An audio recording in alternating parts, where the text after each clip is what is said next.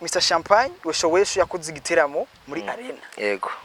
Kandi biravugwa ko ari Mr Champagne ashobora kuba yararonse abantu benshi kabisa igiteramo caragenze neza. Kuri we nkuko nabo nyine ubwiwa byivugiye. Ariko Mr Champagne yaravuze ati yaridogiye mu media menshi avuga ati ntimyitabiriye igiteramo canje nkuko nabishaka kandi nimwana bivuze mbere bitahana anabita ngo ni silence media. None je Mr Champagne arafite nimero yiwanje par exemple. Nta numunsi numwe yigeze ambwira ati kaka ndafite igiteramo uzoze kunshikikira. Kandago example. Nkaho rege ntiyaronse urudemu. Urege dabo yarakoze umuziki uramuhira aronka amafaranga aronka amadiri. Kumbe yishakira ide macaronka urudemu ruraho y'abana gwingidi.